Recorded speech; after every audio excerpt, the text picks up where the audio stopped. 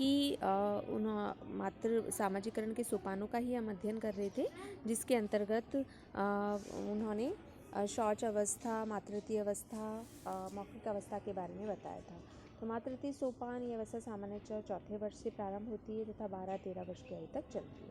इस अवस्था में बालक यौन भेद की ओर सहज आकर्षण का अनुभव करता है। यही वह समय है जब वह माता पिता की ओर आकर्षण करता है। ये हमने अपनी लास्ट क्लास में बताया था।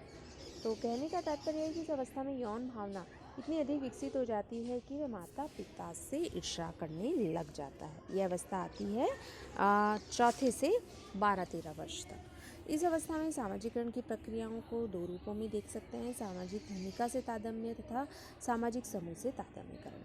पिता, भाई, चाचा आदि परिवार के सभी सदस्यों के अनुरूप बनना सामाजिकरण की भूमिका से तादात्म्यकरण है, जबकि अपने लिंग के सदस्यों, स्कूल के साथियों, मित्रों के अनुरूप कार्य करना सामाजिक समूह से तादात्म्यकरण है। इस स्तर पर बालक प्रत्येक क्रियाएं करते हैं, दूसरों के अनुरूप बनने का प्रयत्न करते हैं। इसी अनुरूपता में उसे माता का स्थान पिता से भिन्न भी दिखाई देने लगता है।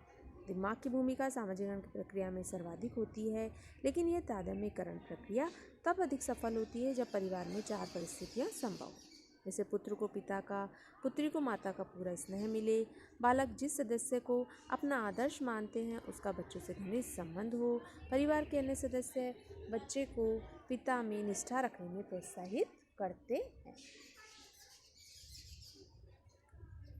माता का पिता से सम्मानपूर्वक व्यवहार होता है। यह स्थिति बालक को भावनात्मक सुरक्षा प्रदान करती है तथा उसे कुंठाओं से बचाती है, और यही सुरक्षा सामाजिकरण की सफलता की भी प्रथम आधारशिला होती है। चौथी अवस्था है किशोर अवस्था। यह अवस्था युवा अवस्था के प्रथम चरण से होती है। सामाजिकरण की प्रक्रिया में यह स्तर सर्वाधिक महत्वपूर्ण होता है। यह किशोर के लिए अवस्था मानसिक व सामाजिक रूप से संघर्ष व तनाव पैदा करती है, क्योंकि शारीरिक रूप से उसमें अनेक परिवर्तन इस समय होते हैं। मानसिक रूप से उसमें चिंतन, मनन व निर्णय लेने की क्षमता भी उत्पन्न हो जाती है। सामाजिक रूप से उसे संबंध निभाने होते हैं। इसके साथ ही जीवन साथी का चुनाव, व्यवसाय का चुनाव, परिवार की जिम्मेदारी आदि अनेक कारण भी उसे तनाव हो जाता है। तो इस प्रकार हमने देखा कि किशोर परिवार के अतिरिक्त पड़ोस, विद्यालय, साथी समूह आदि से संपर्क रखता है और उसके साथ समायोजन करता है। क्या उचित है, क्या अनुचित है, किन नियमों का पालन करना है, किन्हें निषेध करना है, यह सब स्थितियाँ उसके सामाजिकरण में वह सीख लेता है। उसमें नैतिकता का विकास हो जाता है। तो किशोर अवस्था में किशोर सांस्कृतिक मूल्य अनुभव द्वारा समाज के साथ अपने सामाजिकरण भी कर लेता है। युवावस्था में व्यक्ति किसी पद पर कार्यरत हो जाता है, उसका विवाह हो जाता है, वह अनेक पदों को प्राप्त कर लेता है।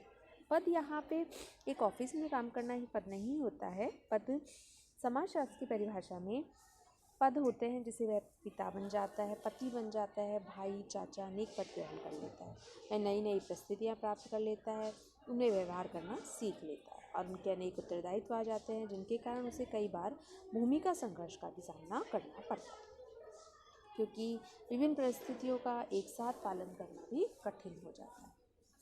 तो प्रौढ़ावस्था की बात करते हैं। प्रौढ़ावस्था में, इस अवस्था में व्यक्ति और अधिक जिम्मेदारियां आ जाती है। बच्चे की शिक्षा, विवाह तथा उसमें व्यवसाय की जिम्मेदारी, सामाजिकरण हो जाता है। जॉनसन के अनुसार बच्चों का सामाजिकरण सरल होता है, क्योंकि वयस्क उस लक्ष्य की प्राप्ति करने और उस कार्य को करने की तो स्वयं देख चुका होता है। जिस नई परिस्थिति को यांत्रिकरण करने का प्रयास करता है, पुरानी परिस्थिति से उसमें काफ़ी समानता होती है। तो सामाजिक करने वाला भाषा के माध्यम से आसानी से बोधगम्य कर लेता है और इन तीनों से सामाजिकरण की प्रक्रिया सरल हो जाती है।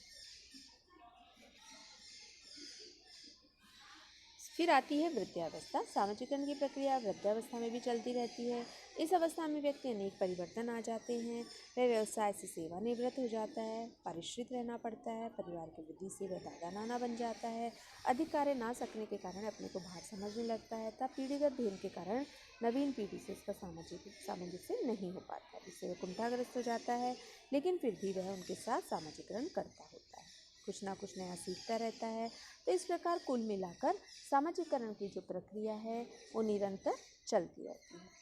इस संबंध में गिलिन ने अपनी पुस्तक सोशियोलॉजी में बताया था कि यह प्रक्रिया चलती रहती है और 3 चरणों में पूरी होती है। जैसे बालक, युवा और प्रौढ़। धन्यवाद।